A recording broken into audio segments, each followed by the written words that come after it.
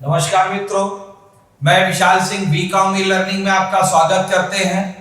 आज हम company act के अंतर्गत आपको डॉक्ट्राइन ऑफ अल्ट्रा वायरस शक्ति बाह्य अधिकार के सिद्धांत के विषय में बताएंगे। जैसा नाम से भी स्पष्ट है, कंपनी एक्ट में इसके लिए बताया भी गया है कि यदि आप कोई भी कंपनी अपने कार्य क्षेत्र से बाहर जाके कार्य करती है तो वह कार्य उसके लिए इनवैलिड माना जाता है, क्योंकि MOA memorandum of association company का एक चार्टर होता है जिसके सबऑर्डिनेट आर्टिकल ऑफ एसोसिएशन होते हैं। चार्टर मतलब एक कार्य क्षेत्र सीमा का निर्धारण कर दिया जाता है। वैसे अल्ट्रा वायरस शब्द लैटिन लिया गया है जिसकी स्पेलिंग VIRES है, बिहाइंड ऑफ द पावर, कार्य क्षेत्र के बाहर जाने वाला कार्य अल्ट्रा वायरस ही माना जाता है, क्योंकि किस कार्य क्षेत्र में आपको काम करना है यह एमओए स्पष्ट करता है। इसके विषय में मैं एक एग्जांपल देना चाहता हूं।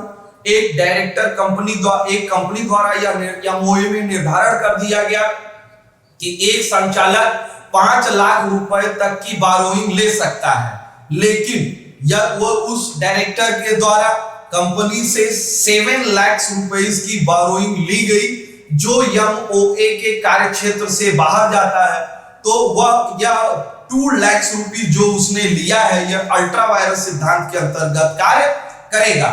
इसके कुछ अल्ट्रा वायरस सिद्धांत कार्य क्षेत्र की सीमा के बाहर का कार्य होता है।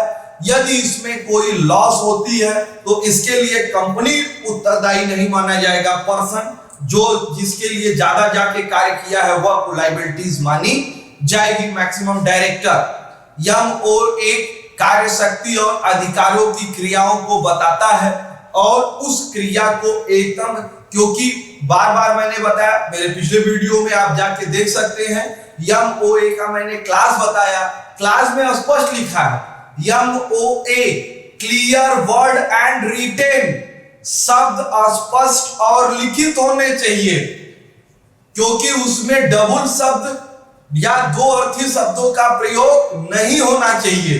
तो ऐसे शब्दों के प्रयोग से के बाहर यदि आप कार्य करते हैं तो यह इनवैलिड माना जाएगा।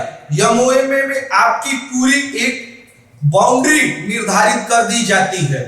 आपको doctrine of ultra vires world में 1862 में आई थी, जिसके संबंध में Ashbury railway carriage company iron company versus Riche का मुकदमा बहुत स्पष्ट है। इसकी डिटेल्स आपको देख सकते हैं।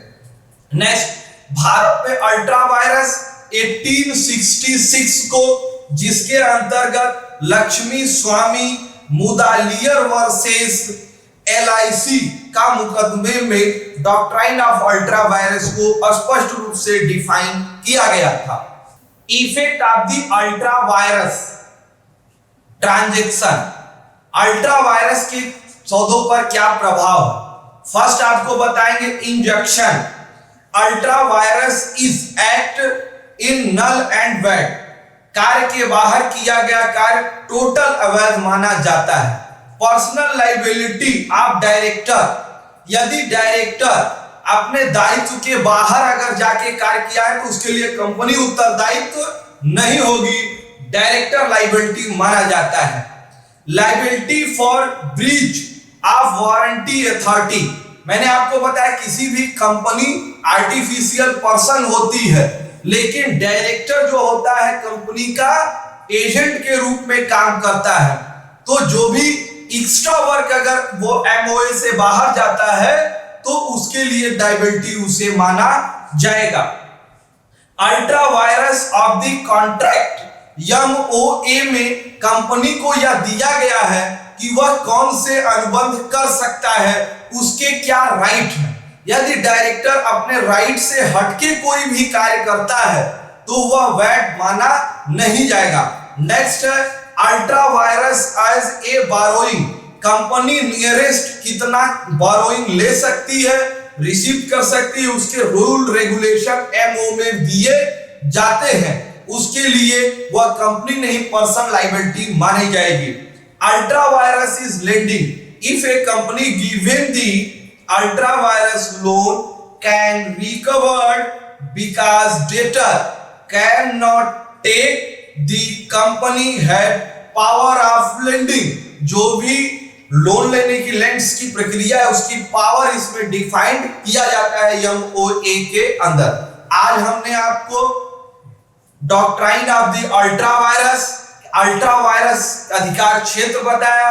इसका मूल रूप है कार्य क्षेत्र सीमा के बाहर यदि आप कोई भी कार्य करते हैं वो टोटल इनवैलिड माना जाएगा। इसके लिए कंपनी लायबिलिटी नहीं होगा, जिस व्यक्ति ने उसके बाहर कार्य किया है वह दायित्व माना जाएगा। आपको हमें बताना है कंपनी एक्ट की एक एक करके चैप्टर वाइज हम आपको दे रहे हैं। इसको आपने मेरा पूरा वीडियो देखा, इसके लिए मैं आपको धन्यवाद करता हूं।